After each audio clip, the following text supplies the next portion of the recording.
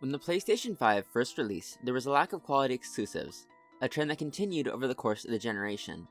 For most of, if not all of the PS5's lifespan, Sony never hit a proper release cadence. 5 years later, they still haven't. There has been a giant first-party drought during the generation that has deepened as time went on. Early into the generation, it was evident that one studio put out consistent titles. During the PS5's existence, no studios worked harder than Insomniac, who had been acquired by Sony back in 2019. In 2020, the PS5 launched with Marvel's Spider-Man Miles Morales and Spider-Man Remastered. Then the next year, Ratchet Clank Rift Apart released. 2 years later, Spider-Man 2 would come out. Insomniac has had a long history working with PlayStation, launching the original Spyro trilogy on the PS1, then Ratchet Clank on the PS2. They continue releasing Ratchet & Clank games after, though the pace slowed down as the studio began to work on the Resistance series and Spider-Man games. After the PS3 generation ended, Ratchet had fallen to other PlayStation series. Sony slowly moved away from family-friendly games, and began to focus almost exclusively on third-person action-adventure or story-driven games. Think The Last of Us, Horizon, or Uncharted. These are great games, but they follow a somewhat similar formula. Outside of games developed by Media Molecule and the increasingly rare Ratchet & Clank title, PlayStation had effectively stopped developing what can be described as kids games. Excluding the remake of the first game from 2016 and the coinciding movie, Ratchet & Clank as a series had been effectively abandoned. After 8 years since Ratchet & Clank Into the Nexus, Insomniac was ready to bring their flagship IP back. This time, taking advantage of PlayStation hardware in a way no other Ratchet & Clank game had before, really in a way no PlayStation Studios game had either. It's been a number of years since Ratchet & Clank Rift Apart released, without much acknowledgement for the future of the series aside from a hack that happened to the studio years ago. This game could very well end up being the last Ratchet & Clank title released for another decade, and though that would be a shame, generally it's good to go out high, and there is no higher quality than Rift Apart.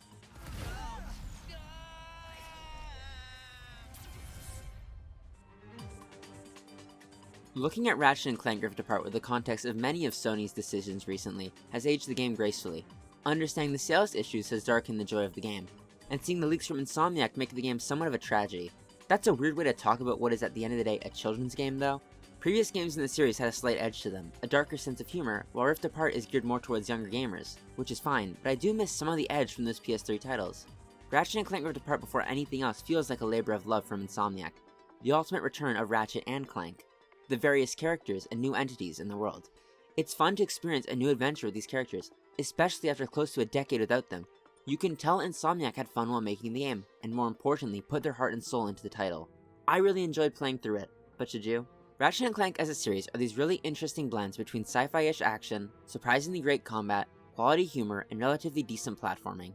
In the game you play as Ratchet, one of, if not the last Lombax, as he searches for the rest of his species. On his back is his best friend Clank, who is a robot. Most of the jokes between these characters have been done already by the release of Rift Apart, but there are still a few present in the game that were funny. This game adds 2 new real additions to the series, with multiple new variants. The 2 real ones being Rivet, a different Dimensions final Lombax, and her Dimensions version of Ratchet. In this dimension there is also a robot dubbed Kit, who's super sweet and who is that Dimensions version of Clank. The game alternates between playing as Ratchet with Kit or Rivet with Clank. Each planet switches the characters up so they have pretty much equal screen time, which fleshes them out. Kit and Rivet have some great character work. Ratchet and Clank are as good as always too. By the end of the game, the party teams up together and their respective partners match their dimensional counterparts.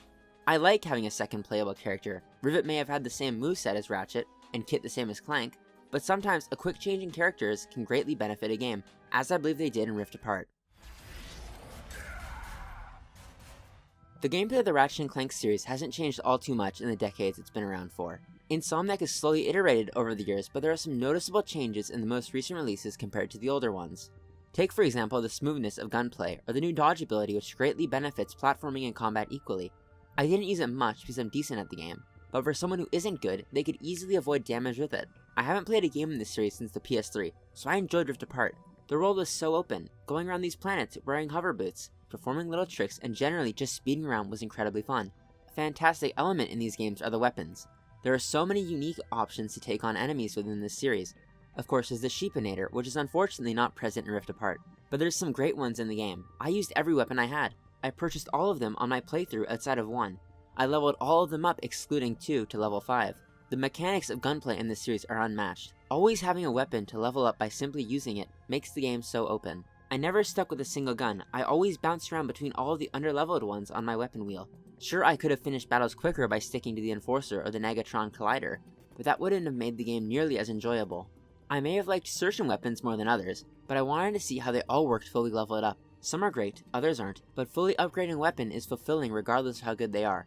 You could probably beat this game by focusing exclusively on 2 weapons, but that wouldn't be playing Ratchet & Clank properly, and it wouldn't be nearly as fun as it's meant to be.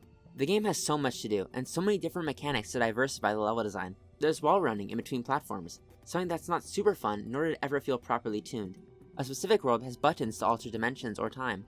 Other ones have rideable characters that open the world massively. There's shockingly fun turret sections with a new character called Glitch, puzzles with Clank or Kit. Of course, there's the countless combat sections and various arenas. There's also hidden golden bolts, spy bots, and classic costumes.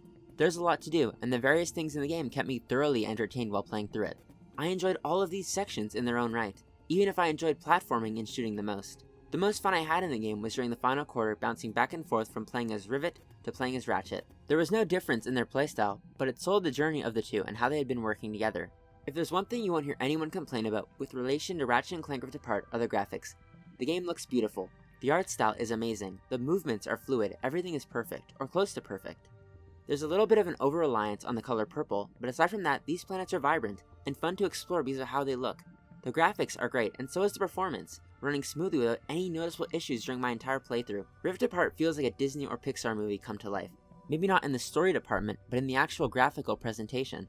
Going from cutscene to gameplay is seamless. There's no visual downgrade in graphical quality, unlike most games and even most of the PS5's library. When the game was first revealed, Sony made a huge showing of how this game could only run on the PS5, taking advantage of the SSD, and after playing through it on PS5, I don't see too much of this. A major focus of the various presentations before Rift Apart released were about how the player could quickly jump from one dimension to another, and outside of the first sections of the game, this doesn't happen very much. When this happens, it's cool, but the problem is it doesn't occur too often. Take the example that was constantly shown off involving a battle against a dinosaur. This was such an incredible moment in the game, and I would have loved if there were more examples of this, but there just aren't. It's honestly a bit of a shame. You can visibly see the impact of the PlayStation 5 hardware on the game in its graphics and gameplay, particularly the quick loading, seamless transitions, and instant respawning. Other aspects that clearly use the PS5 hardware are the levels, which are all large, full of secrets, and with zero loading between them. Could this have run on a PS4? Potentially, but who's to say it would have ran well? During my playthrough, I played Rift Apart on performance mode. Since I had an older TV and wouldn't notice a difference in graphical settings, the game runs flawlessly, without a single frame rate issue or any other visual hiccups.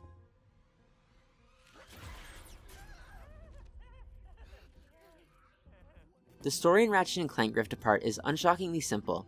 Dr. Nefarious, fed up of constantly losing, crosses dimensions in an attempt to finally win at something. This takes Ratchet & Clank out of retirement as they journey to defeat their enemy yet again. In a different dimension, Ratchet meets Rivet, and multiple other alternate takes on his friends and foes. It's a basic premise. An alternate dimension plotline has been in countless pieces of media for ages, but it's fun, and fun is what you'd primarily want from this series. I didn't have any big issues with the game, though there was one specific glitch, that no matter how many reset to checkpoints I did, I couldn't get past without closing the game fully. That was the Savali glitch. This has been a known issue for the game's entire lifespan. It wasn't patched after launch or to coincide with the PC port, nor has been patched to this very day. Maybe in the future it will be, but so far it hasn't. The other issues I had were related to platforming, a lack of scale or understanding where Ratchet would land, and combat when I'd inexplicably fall off a ledge restarting the entire sequence despite having full health, along with some other similar minor ones. We don't really know how well Ratchet & Clank Rift Apart is done. The game seems to have flopped from the Insomniac hack from years ago. That may not have taken into account PC sales, or the sales of the game now that it's gone on consistent discounts. Also the potential merchandise sales. In the hack, there is a vague date for another game in the future, but the less time spent discussing the leaks, the better. Overall, it's pretty unfortunate what's happened to the series. Going from 4 games per PlayStation to 1 a generation is sad, especially when the games are still fun. Overall, Ratchet & Clank Rift Apart took me around 11 hours to beat. I purchased every single weapon, leveled all of them as high as I could, found a good amount of the golden bolts, did a decent number of side quests, and I had around 76% completion. There is a great amount of content in the game. But if you're thinking about picking it up, I'd recommend that you wait for a sale, because the game gets a discount frequently, and if you can pick the game up for $40 like I did, you'll enjoy the game just slightly more.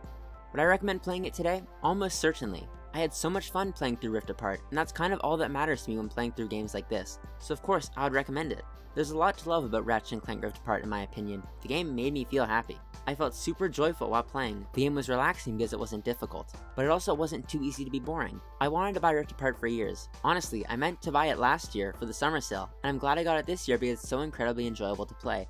If you're a fan of this series, you've likely played it already. but if you want to become a fan, then I think you should play through Rift Apart. I played through on PS5, but the PC port seems to be decent enough, so pick the game up if it interests you, because I think the series could use the sale. I told you, I do not make a great partner. Sure, that was intense, but it was kind of awesome. Thanks for watching. If you played the game though, I'd love to hear if you'd recommend it or your thoughts on the game in the comment section of the video. If you enjoyed it would help if you liked or subscribed to my channel. Click on the videos on screen now, and I hope you have a great day.